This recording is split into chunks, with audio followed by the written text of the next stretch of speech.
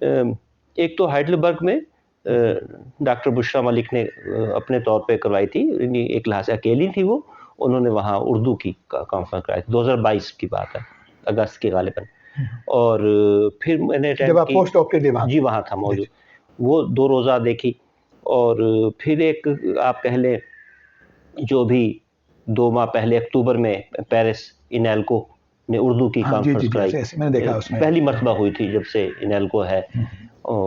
اچھا پھر انہی دنوں میں ہی ہائیڈلبرگ میں ECSAS یعنی European conference for south Asian studies, یہ غالباً ہر سال کراتے ہیں اور کسی بھی ایک ملک میں ہوتا ہے. اتفاق سے ان دنوں ہائیڈلبرگ تھا، 2 روزہ تھی وہ، بلکہ 4 تھی ایک لحاظ سے، لیکن بھرپور 3 دن تھے. اس میں بھی موقع مل گیا مجھے جانے کا. اب یہ جو خاص طور پہ ان لیٹسٹ ہیں 2، اس کا میں آپ کو خاص طور پہ بتاؤں گا. ایک تو یہ کہ جو حیرانی ہوئی کانفرنس سے، میرا تصور یہ تھا کہ 50-100 لوگ بھی بیٹھا ہوگا وہاں، آخر یونیورسٹی میں ہو رہی ہے. پہلا تو یہ ایک ٹوٹتی ہے چیز کہ ہم 29 اس میں شرکا تھے، امریکہ سے لے کے چین اور جاپان، یہ سب لوگ، ہندوستان پاکستان سے بھی لوگ تو 3 لوگ تھے ہم، تو 29 ہی تھے لوگ. 3-4 اس میں 5 تک آڈینس رہی ہے جو اسٹوڈنٹس وغیرہ سنجیدہ آپ کے آگے ایسا. لیکن اس کا مطلب ہے کہ وہ علماء کی محفل ہے. جی یہ کہنا چاہیے. جی ہاں. اور وہ یقین جانی ایسی بھرپور تھی، ایک تو وقت کے اعتبار سے وہ تو ہے ہی چلے، اور 2 کے 2 دن تقریباً 8-8 گھنٹے کی نشستیں رہی ہیں، کوئی ایک فرد نہیں اٹھا اس میں سے.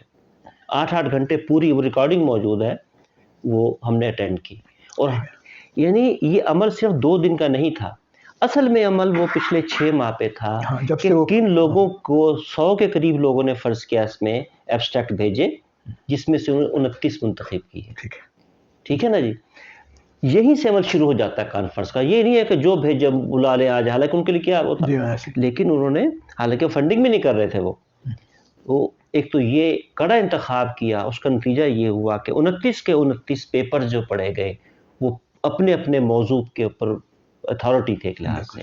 سب سے پہلا کام ہمارے ہاں کانفرنس کے نہیں، ہم یہ لیتے ہیں کہ وہ 2 روزہ 3 روزہ ایک ایکٹیویٹی ہے میلے کی طرز پہ، کہ اس پہ بھاگ دوڑ کھانا پینا یہ وہ وہاں بھی تھا ظاہر ہے، لیکن یہ تھا. تو ایک تو 6 ماہ کی تیاری بہت ڈیڈیکیٹڈ، اور اس کے ساتھ ہی جڑی بات کہ وہ جو ماحول تھا وہاں سوال جواب بھی تھے.